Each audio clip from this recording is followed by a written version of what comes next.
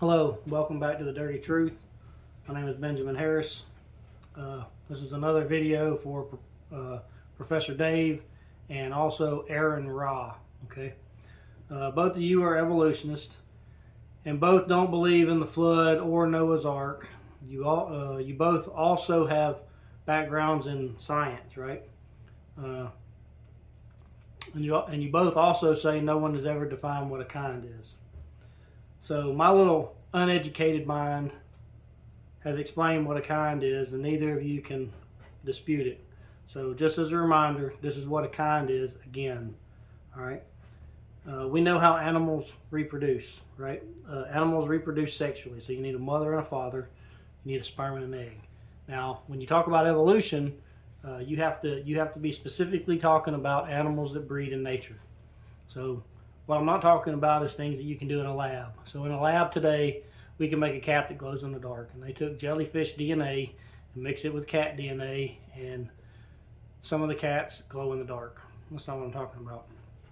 That's not an evolution that we observe, right? So you take any two naturally breeding pair of animals, a mother and a father. The mother has the egg. That's half the DNA. The father has a sperm. That's the other half of the DNA. You mix those two together, so you fertilize the egg, and you can mix the DNA up any way you want to, okay? Any way you want to. And then put it back in the mother, and then the mother delivers the baby. Now, whatever she delivers, same kind. And that's what we observe over and over and over and over and over again in nature. That's what we observe over and over and over and over again in like ranching and any animals that we breed, right? So no animal has ever produced something that's not its kind. That's what a kind is. That's a firm definition. It's in the DNA. The DNA contains all the information to build the structures of the body of the animal that you're talking about. So we don't go back to a single common ancestor like the amoeba.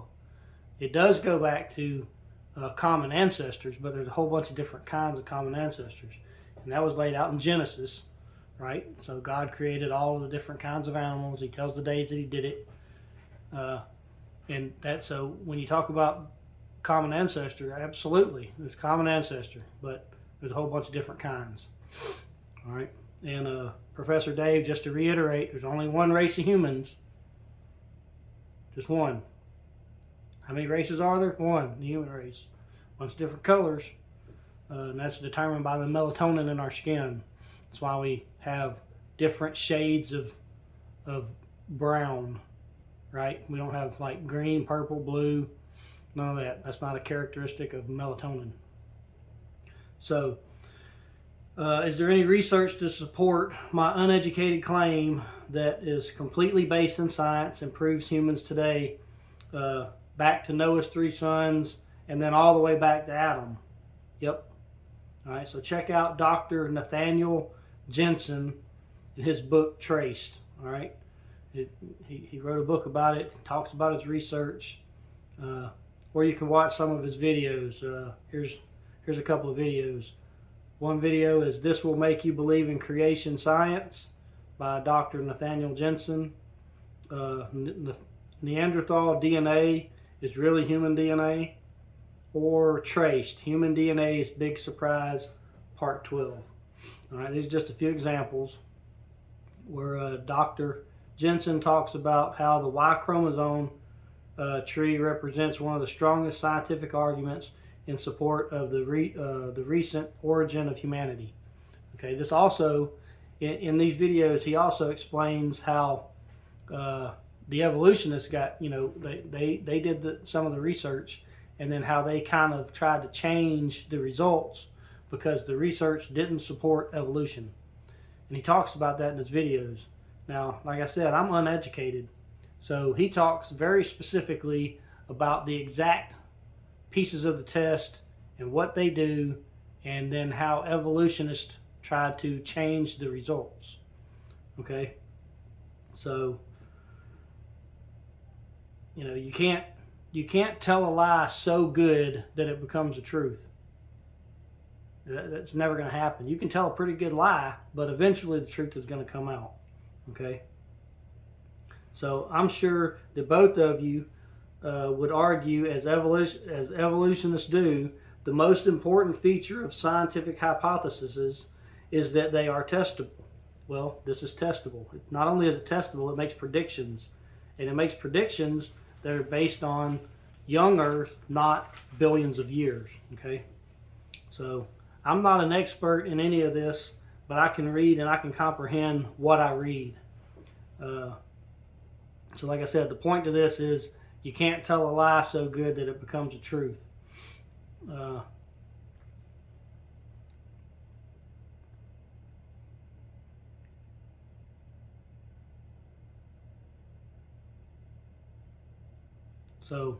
So like Dr. Ra or Professor Dave and Aron, I don't know if you're a doctor or not.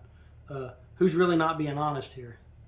Who's not being honest with themselves and with everybody? So people like y'all, people that are atheists, people that believe in evolution over creationism. The new research is damning to the evolutionary theory. It's so damning that the creationists can't get evolutionists to critique their work because it proves that evolution isn't correct. So they're looking for people that will critique the work. They're trying to get it peer reviewed, and it's so matter of fact that the people that believe in evolution won't even look at it. So contact Dr. Jensen and ask him if you can look over his work and then try to critique it, right? So I suspect, the reason for this is because people like that, and I'm saying specifically you, Professor Dave, and Aron Ra, and people like Richard Dawkins and all other atheists fear God. So because if God is real, and He is, then there are rules that we're supposed to follow. If God is real, and He is, and science proves it, and it has, then there's no longer plausible deniability for anyone. So we as people, we still have free will. So just because they've proven it, you can choose to not believe it, which is basically what you're doing if you still believe in evolution. They're giving you the facts, and you're just choosing not to believe them. They're giving you stuff that's testable, that's provable, that explains things better than evolution, right? So, so there's no longer, plausible deniability. Now,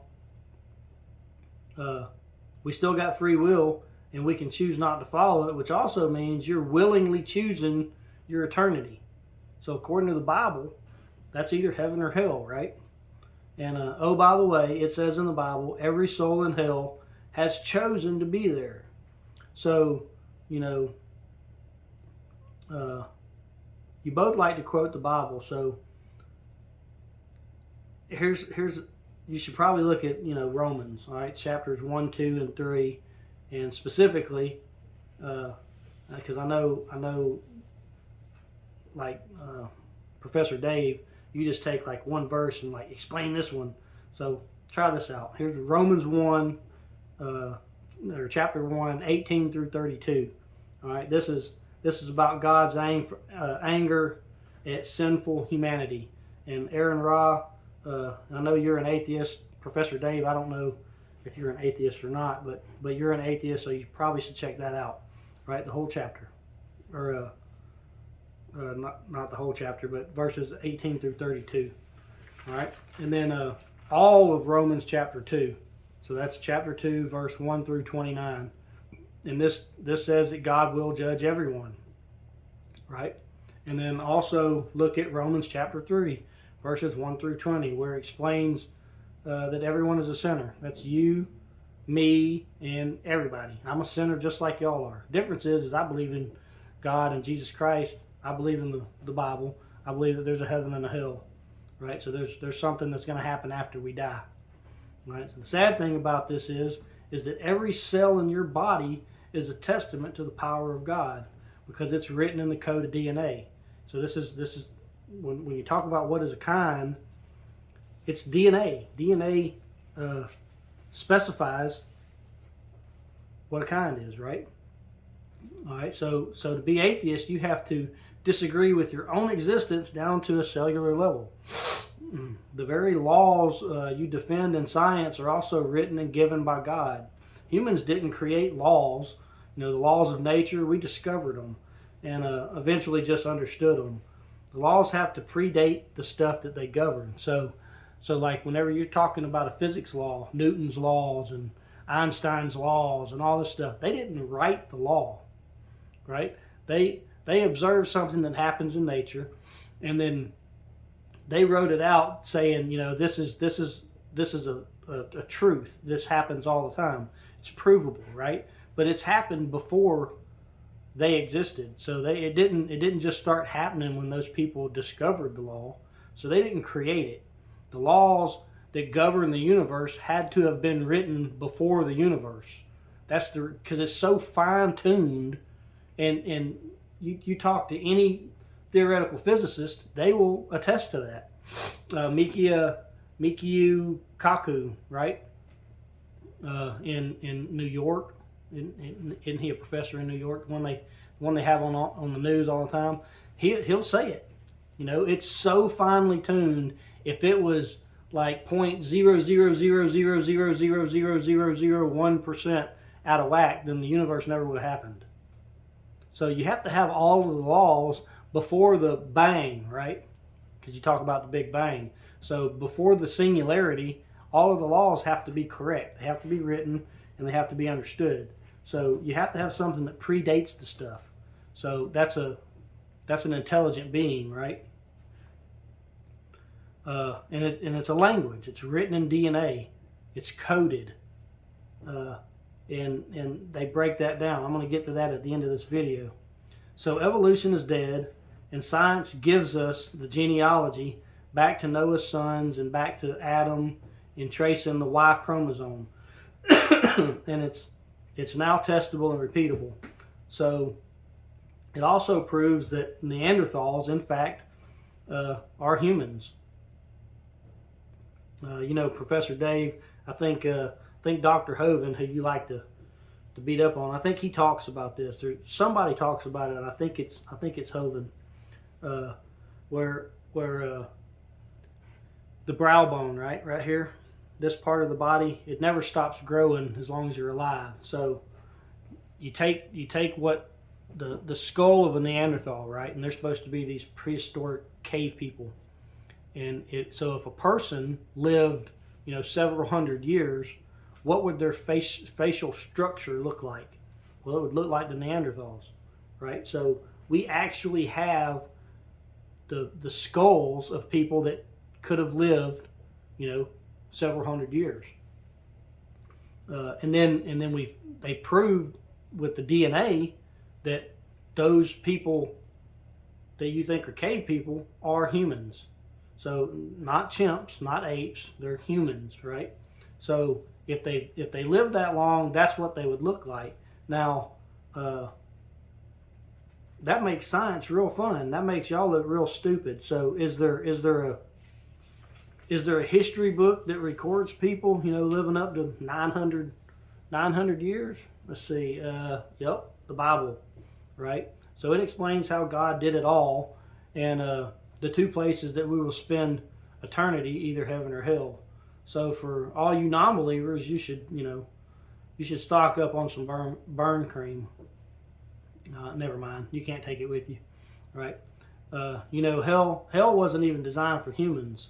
We just get to go there if we don't believe. If you choose to go there, God will let you. That's ultimate love, to give you the choice to burn it for eternity. So that sucks.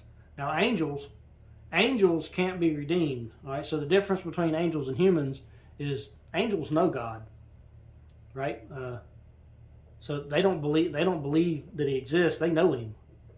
So when hell was designed for angels. So hell didn't even exist before Satan's fall, and hell was designed to put bad angels in. In the Bible it says a third of the angels are fallen. So a third of the angels will wind up in hell. So we just get to share it. If you're a non-believer, you just get to share hell with the angels. It wasn't even made for humans. And I think I don't remember which atheist speaker talks about the flying spaghetti monster, right? So the difference between humans and angels is sure, the atheists talk about the flying spaghetti monster and they're mocking God, right? So they're saying God is no different than the flying spaghetti monster. And sure, as humans, you could make that myth up, but angels know because they know him. That's like saying, oh, I don't know my next door neighbor. I just believe somebody lives in that house. If you've never met the guy that lives in there, then it could be anybody. But if you've walked over there and shook his hand, introduced yourself, then you know him. So humans portray it as a myth, but angels knew him. So angels can't be redeemed because they were given the rules, and they knew the consequences. And if you break the rules, they're just testing him. They tested God and lost. All right, so let's do a debate. Come on, man. Let's do a debate on evolution and what a kind is. Let's debate the Big Bang cosmology and how it's based in faith, and it contradicts itself. I did a video on that. Let's debate Neanderthals and human DNA. What are you scared of? You worried that my uneducated mind's going to embarrass you? Because I will. Let's debate the Ark or the code in DNA. Let's debate the origins of the laws of physics. That would be a fun one, especially for you, Professor Dave. You don't want an uneducated person, like me, embarrassing you. Then do a debate with these guys. All right. Let me give you three. Let me give you three guys that either one of you could debate. All right. So if you don't want somebody like me embarrassing you, because Professor Dave, if you did a debate with me, it'd be entertaining. It'd be entertaining to the audience because I'm just going to talk about these three people that I'm fixing to list. I'm just going to talk about their their work with my limited knowledge. Because I'm uneducated, right? But I can read and comprehend stuff. These guys can break it down. All right. So Dr. James Tour, he's an American chemist and nanotechnologist. He is also a professor of chemistry, a professor of materials science and nanoengineering, and a professor of computer science at Rice University in Houston, Texas. PhD, right? Dr. Stephen Meyer. He holds a PhD in the history of philosophy of science from the University of Cambridge in England, and he's also the director at the Center for Science and Culture, the Discovery Institute in Seattle, Washington. Or Dr. Nathaniel Jensen. He holds a BS and a bachelor's in molecular biology and bioinformatics from the University of Wisconsin in Parkside. And then he holds a PhD in cell and developmental biology from Harvard Medical School. So you talk about Dr. Hoven's, PhD, and it's not a real PhD. I bet these three are. I bet you won't debate them, because the difference between, if you debate me, it's going to be fun and entertaining, and I'm still going to win the debate because I'm going to talk about their work, and you're not going to be able to defend or talk. You're not going to be able to change the facts of what their work is. They proved all this stuff. I'm just going to tell you what they did, right? But if you debate them, it won't be entertaining. It will be entertaining, but instead of getting embarrassed, you just might come to Jesus. So it's probably better for you, in the long run. It's better for your soul to debate one of these guys, or all three of them, because if they can bring you to God and save you from hell, that's better than just getting embarrassed by me. Because if I do it, you're going to hate God even more, and that's gonna push you even farther into hell by your own choice. If you debate these guys, they can break it down to you and explain it to you on a cellular level in language that you understand, and that most of us most uneducated people like me don't really understand. But I get the gist of it enough to understand that what they're saying is true, and to understand that evolutionists and the science community in general, try to change the facts of the studies so it still fits evolution, because you're trying to hide God. You can't hide God.